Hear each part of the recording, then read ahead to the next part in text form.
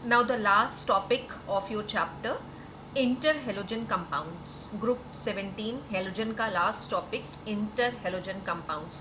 सबसे पहले तो डेफिनेशन ही समझे कि interhalogen compounds क्या है। ग्रुप 17 में हमें एक और एक्सक्लूसिव प्रॉपर्टी देखने को मिलती है कि दो हेलोजन एटम आपस में कंबाइन करके कंपाउंड्स का फॉर्मेशन करते हैं। इंटर मीन्स इन बिटवीन, और halogen you know fluorine, chlorine, bromine, iodine. Astatine की तो हमें बात ही नहीं करनी है क्योंकि वो रेडियो एक्टिव है।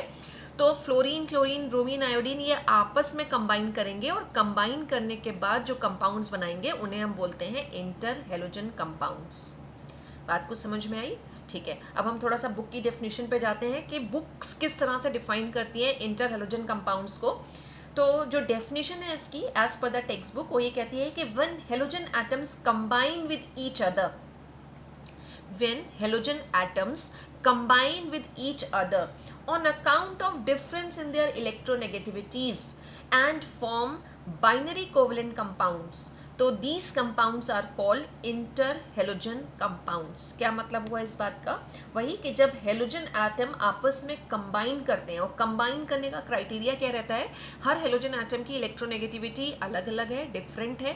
तो जो इलेक्ट्रोनेगेटिविटी में डिफरेंस है उसकी वजह से हेलोजन एटम्स आपस में कंबाइन कर रहे हैं, और कंबाइन करने के बाद वो बाइनरी कोवलेंट कंपाउंड का फॉर्मेशन करते हैं, and these compounds are called interhalogen compounds. अब एक जनरल फॉर्मूला अगर हम लिखें कि एक जनरल फॉर्मूला क्या होगा इंटरहेलोजन कंपाउंड्स का, तो ए बी, और ये यहाँ सब स्क्रिप्ट में लिखा हुआ है स्मॉल एन, ठीक है। तो हम या तो इस तरह से रिप्रेजेंट कर सकते हैं ए बी एन, या फिर एक्स एक्स डैश एन। अब x you know halogen atom के लिए हम x लेके चलते हैं, तो यहाँ x लिखा है, यहाँ x डैश लिखा है। इसका मतलब ये हेलोजन एटम और ये हेलोजन एटम सेम नहीं होंगे, ये डिफरेंट होंगे। बिल्कुल वैसे ही जब हमने ऑर्गेनिक केमिस्ट्री पढ़ी थी तो हमने एल्काइल ग्रुप के लिए यूज़ किया था R, और एक डिफरेंट एल्काइल ग्रुप होता था तो हम लिखते थे R डैश। वैसे ही यहाँ पर भी है x और x डैश, और जो n है वो ऑक्सीडेशन नंबर को रिप्रेजेंट कर रहा है, जो हेलोजन एटम की ऑक्सीडेशन नंबर होती है 1, 3, 5 या फिर 7। अब इसमें जो A है, A को हम बोलते हैं सेंट्रल एलिमेंट या फिर कैटायन। जो पहले लिखा होता है वो यूजुअली पॉजिटिव चार्ज वाला रहता है, कैटायन। और जो B है, वो B जो है वो कहलाता है सब्स्टिट्यूएंट या एनायन। कुछ जगह पे इसको मास्टर की तरह भी बोलते हैं, मास्टर। जो सेंट्रल एलिमेंट है वो मास्टर है, और जो एनायन है उसको स्लेव भी बोलते हैं, राइट। तो ये हो जाएगा हमारा कैटायन और बी हमारा हो जाएगा एनायन, राइट। अब कुछ और चीज़ है, जैसे जो ए है, ए मतलब जो हमारा ये कैटायन है, या ये कहें कि जो सेंट्रल एलिमेंट है। ए हमारे कौन कौन से हेलोजन एटम हो सकते हैं? ए हमारे Cl हो सकता है, Br हो सकता है, I हो सकता है, लेकिन F नहीं हो सकता, यानी कि फ्लोरीन नहीं हो सकता। जो B है, B हमारा F हो सकता है, Cl हो सकता है, Br हो सकता है, लेकिन I नहीं हो सकता, आयोडीन नहीं हो सकता। फिर से देख लीजिए, जो कैटायन है वो फ्लोरीन को छोड़ के बाकी तीनों हेलोजन एटम हो सकते हैं, और जो एनायन है वो आयोडीन को छोड़ के बाकी फर्स्ट 3 हेलोजन एटम हो सकते हैं। Why it is so? इसके आंसर में अब हम जाएं तो वाई इट इज सो, तो यू नो कि लाइक एनी अदर कंपाउंड, जब भी कोई कंपाउंड का फॉर्मेशन हम करते हैं, ठीक है, चाहे हम वो आयनिक बना रहे हों या फिर हम पोलर कोवलेंट कंपाउंड बना रहे हों, तो लाइक एनी अदर कंपाउंड जो कैटायन होते हैं वो बिगर इन साइज होते हैं और लेस इलेक्ट्रोनेगेटिव होते हैं दैन एनायन, या फिर ये कहें ज़्यादा इलेक्ट्रोपॉजिटिव होते हैं, और जो हमारे एनायन होते हैं वो इलेक्ट्रोनेगेटिव होते हैं। तो हेलोजन एटम में जिसकी इलेक्ट्रोनेगेटिविटी कम होगी वो हमेशा फर्स्ट प्लेस पर आएगा, और जिसकी इलेक्ट्रोनेगेटिविटी ज़्यादा होगी वो यहाँ सेकेंड प्लेस पर आएगा। या ये कहें कि जो बड़े साइज़ का होगा वो ए आएगा, और जो छोटे साइज़ का होगा वो यहाँ बी के प्लेस पर आएगा। Got it? देख लीजिए। ओके, अब अगर हम बात करें कि कौन कौन से कंपाउंड्स बन सकते हैं, तो अभी हमने कहा कि हमेशा ये ए जो है वो बड़े साइज का होगा, और बी जो है उसका साइज जो होगा वो छोटा होगा, या इलेक्ट्रोनेगेटिविटी ज़्यादा होगी। तो अगर आपसे क्वेश्चन कहा जाए कि इंटर हेलोजन कंपाउंड Cl और F, ClF exist but FCl does not.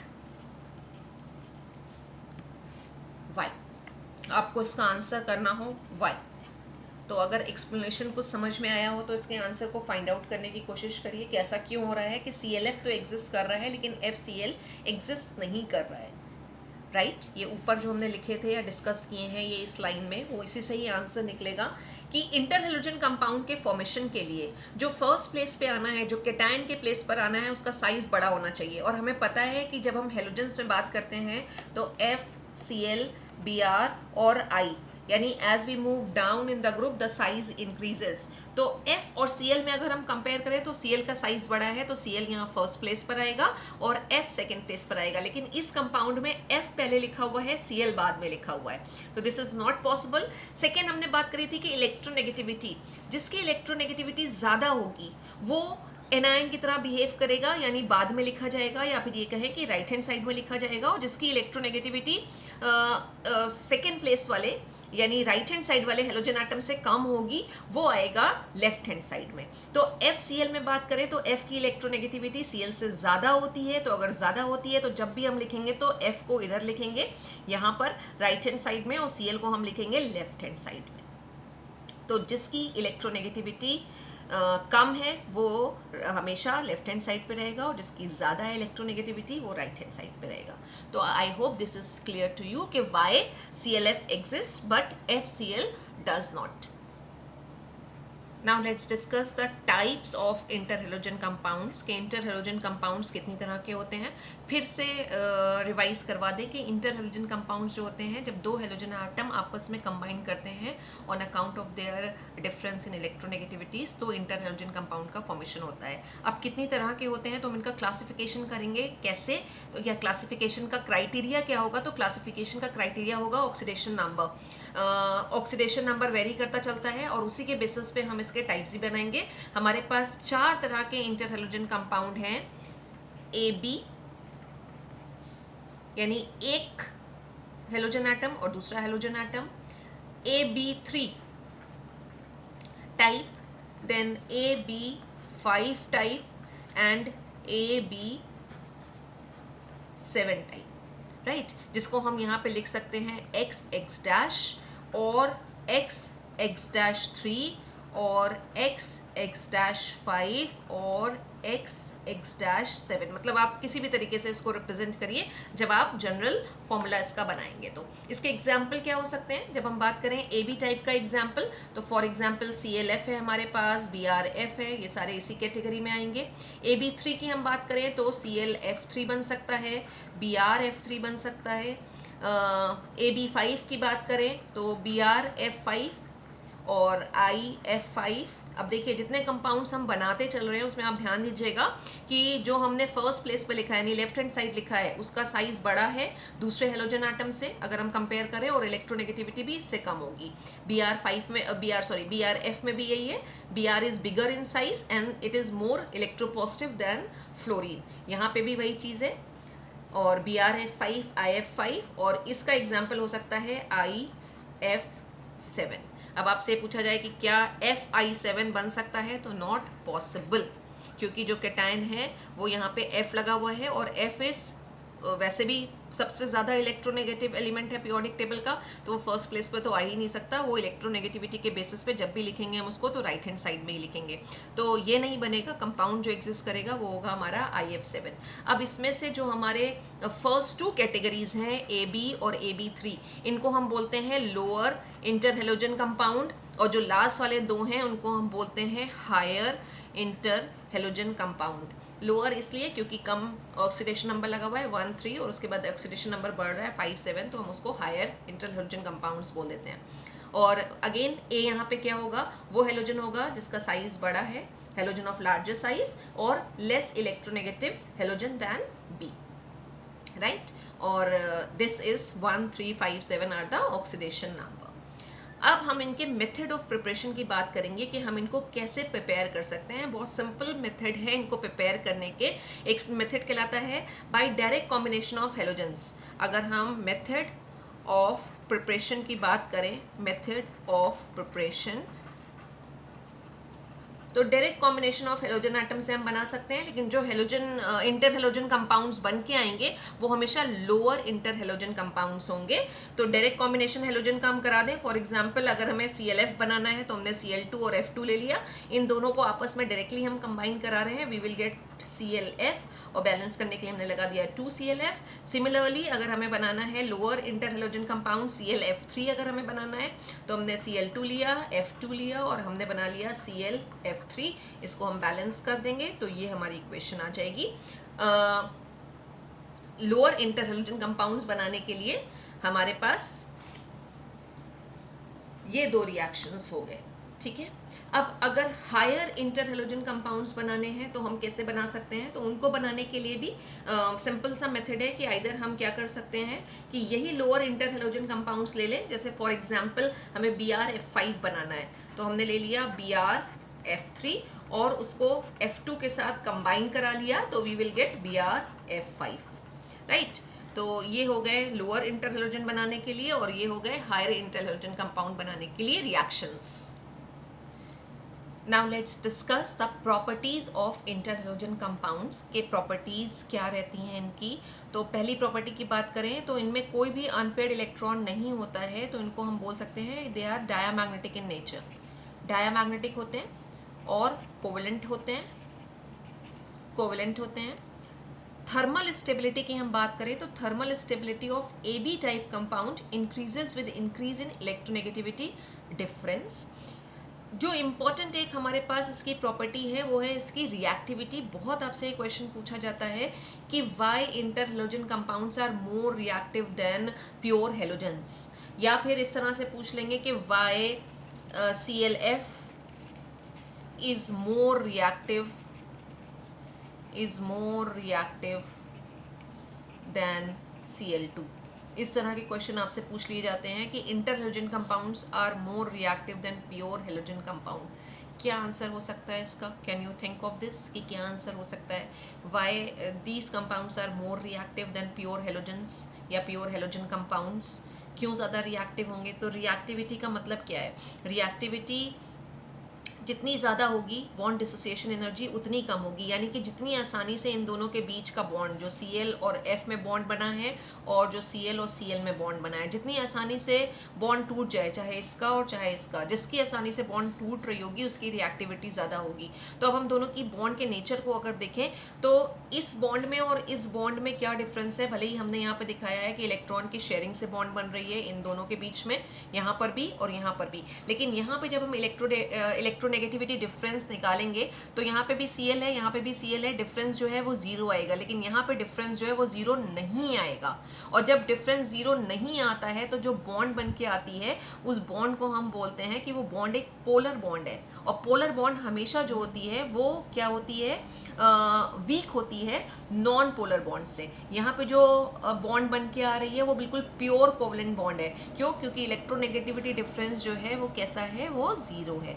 तो जीरो होने की वजह से बॉन्ड में पोलैरिटी नहीं होगी, और बॉन्ड में पोलैरिटी नहीं होगी तो इलेक्ट्रोनेगेटिव बॉन्ड में अगर पोलैरिटी नहीं होगी तो उसको तोड़ना थोड़ा डिफिकल्ट हो जाता है। तो हमेशा ये कंपाउंड इससे ज़्यादा रिएक्टिव होते हैं। आई एम रिपीटिंग अगेन कि why inter halogen compounds are more reactive than halogens except fluorine. Fluorine को अगर हटा दें तो फ्लोरीन वाला केस नहीं है, फ्लोरीन को हटा दीजिए। तो the answer is that this is because जो बॉन्ड बन रही है AB bond in inter halogen compound, in inter halogen compound is polar due to difference in electronegativities of the halogen atoms involved in bond formation is polar, whereas in pure halogen the bond is either A होगी या फिर B bond होगी, ठीक है। it is non-polar and a polar bond is always weaker than non-polar bond. This point is very important from examination point of view। बहुत question पूछा जाता है ये, इसलिए इसको ध्यान रखिएगा। Alright, let just discuss the structure of inter halogen compounds. Examination point of view से अगेन बहुत ही इंपॉर्टेंट टॉपिक है। ये मान के चलिए जितने एग्जाम्स होंगे सब में आपसे किसी एक इंटर हैलोजन कंपाउंड का स्ट्रक्चर ज़रूर पूछा जाएगा। तो अभी हमने जो डिस्कस किया था वो था types of inter halogen compounds, कि हमारे पास इंटर हैलोजन कंपाउंड कितनी तरह के होते हैं। तो जो फर्स्ट टाइप हमने बात करी थी वो था AB टाइप और X टाइप। हम पहली बात कर चुके हैं कि इसमें जो लेफ्ट हैंड साइड में हेलोजन आटम लिखा होगा वो बिगर हेलोजन आटम होगा। ये बिगर हेलोजन आटम है, फिर से बता देते हैं, ये बिगर हेलोजन आटम है। और ये स्मॉलर साइज में होगा, स्मॉलर हेलोजन आटम होगा। और जो बिगर हेलोजन आटम होगा या कैटायन होगा वही हाइब्रिडाइजेशन में जाएगा, वही हमारा सेंट्रल आटम होगा, राइट, वही हमारा सेंट्रल आटम होगा। हम एक एग्जाम्पल ले लेते हैं, फॉर एग्जाम्पल ClF। तो Cl और F के बीच में एक सिंगल कोवलेंट बॉन्ड का फॉर्मेशन होगा। Cl की ऑक्सीडेशन स्टेट की बात करें तो यहाँ पे Cl की ऑक्सीडेशन स्टेट है +1। ये जो एक सिंगल कोवलेंट बॉन्ड बना हुआ है इसमें एक एक इलेक्ट्रॉन की शेयरिंग हुई है। एक इलेक्ट्रॉन Cl का इन्वॉल्व है, एक इलेक्ट्रॉन फ्लोरीन का इन्वॉल्व है। दैट मीन्स जब हम इसका हाइब्रिडाइजेशन निकालेंगे, हम इसका ऑर्बिटल डायग्राम बनाएंगे, हम इलेक्ट्रॉनिक कॉन्फिगरेशन लिखेंगे तो सिर्फ एक अनपेयर्ड इलेक्ट्रॉन की ज़रूरत होगी। तो लेट्स फाइंड आउट कि ClF का हाइब्रिडाइजेशन क्या आ रहा है। उसके लिए हमने Cl लिखा, Cl का एटॉमिक नंबर लिखा 17। इसमें से हम 10 इलेक्ट्रॉन्स निकाल देते हैं नियॉन के, तो we will get 3s2 3p5 और 3d हमें पता है खाली पड़ी है यहाँ पे। 3s में 2 इलेक्ट्रॉन हैं जिसको हमने ऑर्बिटल डायग्राम में कुछ ऐसे ड्रॉ कर लिया। 3p में 5 इलेक्ट्रॉन्स हैं, 1 2 3 4 और 5। एक सिंगल इलेक्ट्रॉन यहाँ पे या सिंगल इलेक्ट्रॉन या अनपेयर्ड इलेक्ट्रॉन यहाँ पे आ रहा है, यही बॉन्ड फॉर्मेशन में पार्टिसिपेट करेगा। और ऑक्सीडेशन स्टेट की बात करें तो ऑक्सीडेशन स्टेट +1 आ रही है जो हम यहाँ पे ऑलरेडी निकाल चुके हैं। हाइब्रिडाइजेशन की बात करें तो 3s 3p सब इन्वॉल्व होंगी हाइब्रिडाइजेशन में। ये s 3s और ये 3p, हमारे पास जो हाइब्रिडेशन आ रहा है वो है s, और p की तीनों ऑर्बिटल इन्वॉल्व है sp3। अब अगर sp3 हाइब्रिडाइजेशन आता है तो हम दो तरह से ज्योमेट्री बताते हैं। एक हम नॉर्मल VBT अपनी फॉलो करते हैं, दूसरी VSEPR थ्योरी फॉलो करते हैं। अब यहाँ पे ये लोन पेयर्स आ रहे हैं, 3 लोन पेयर हम देख सकते हैं।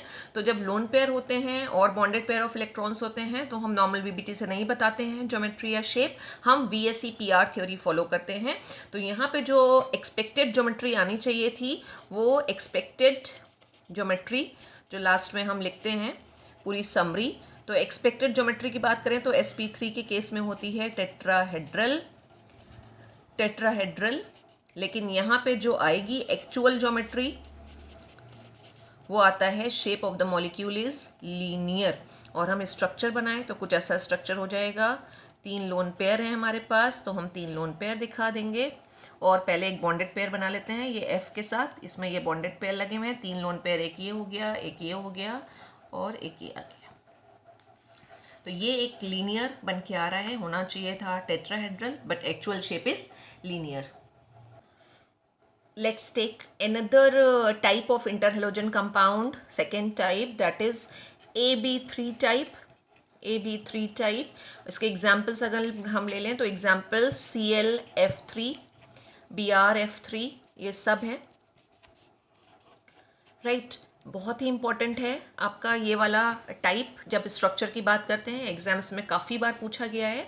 अब किसी भी एक एग्जाम्पल से हम लेके चलते हैं, हम ClF3 ले लेते हैं। अगेन Cl हमारा यहाँ पे क्या है, बिगर हेलोजन आटम है और ये सेंट्रल आटम होगा और यही हाइब्रिडाइजेशन में जाएगा। तो फिर से अगर हम Cl के लिए जैसे अभी हमने पीछे किया था, Cl के लिए अगर हम इलेक्ट्रॉनिक कॉन्फ़िगरेशन लिख रहे हैं तो ये आ गया इलेक्ट्रॉनिक कॉन्फ़िगरेशन,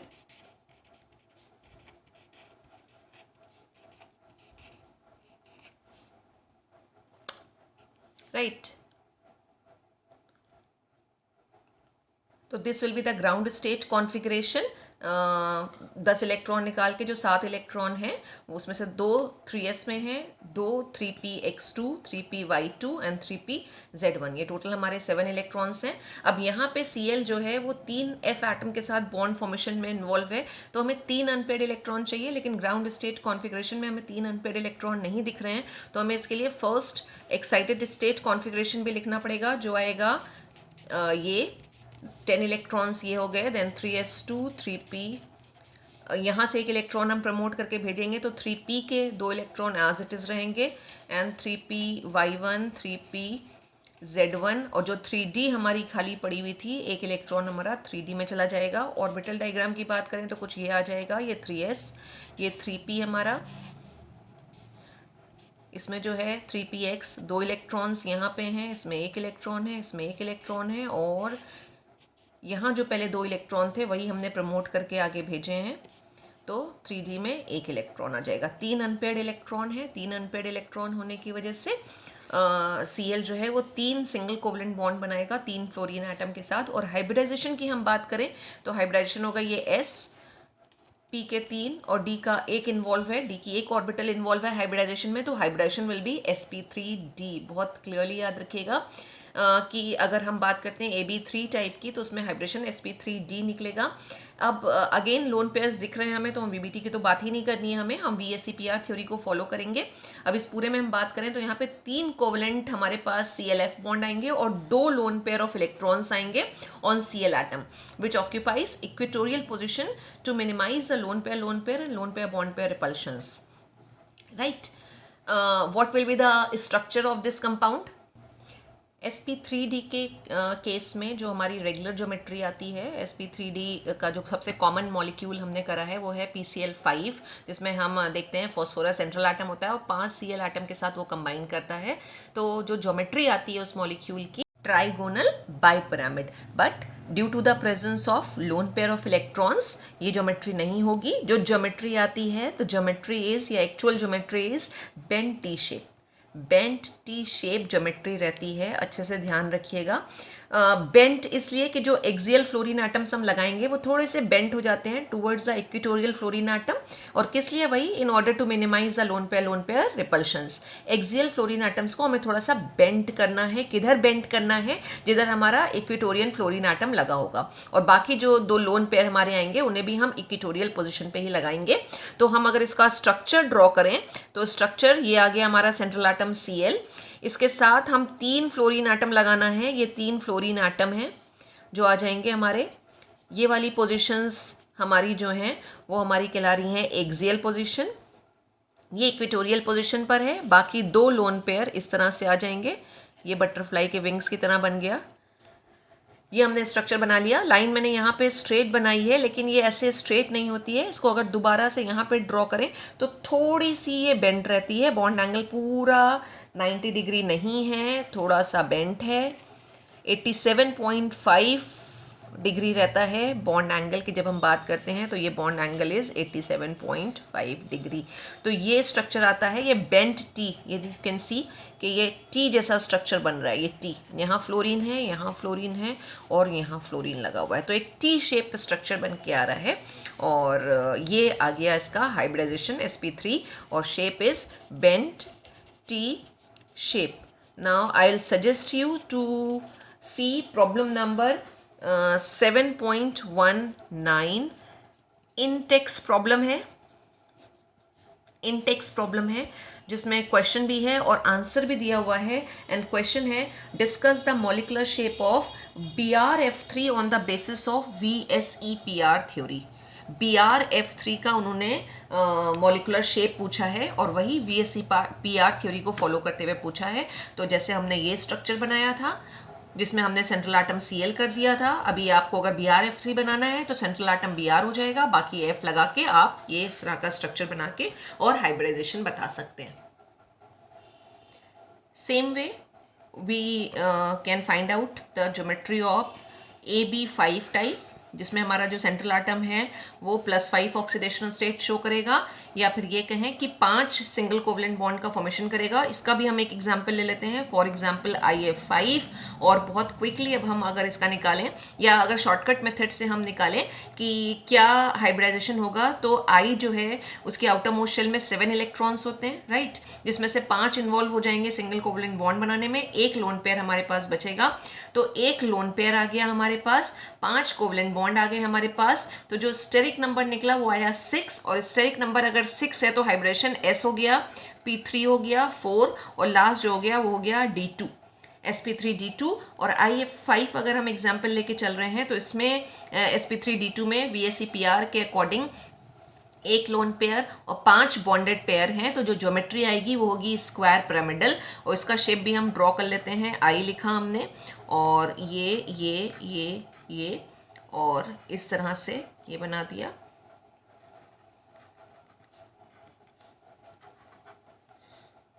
ये आ गया एक F, दूसरा F, तीसरा F, fourth F, fifth F और एक लोन पेयर आ गया। Square pyramidal, square pyramidal is the shape.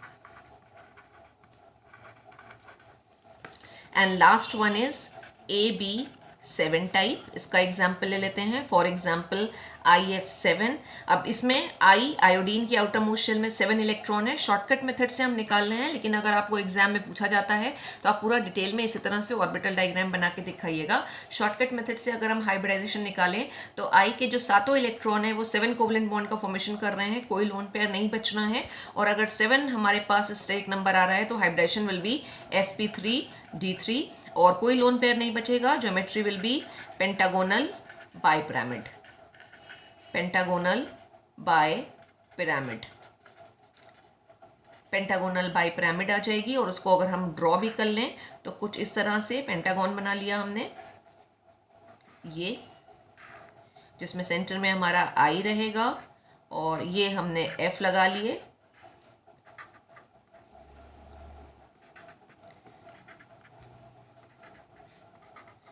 और एक ये आ गया और एक ये आ गया। This is pentagonal by pyramid.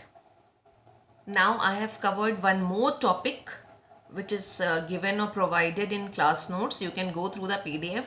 The very first day I provided that PDF. The class notes are given in which I mentioned about pseudo-halogen compounds or pseudo-halide ions. Just go through that. Okay, some compounds are also considered as pseudo-halogen compounds. Pseudo means false. तो ये क्या होते हैं? False halogen compound या फिर false halide ions. ये आपको notes में मिल जाएगा, उसको पढ़ लीजिए और अगर कोई डाउट हो तो आप डिस्कस कर लीजिएगा।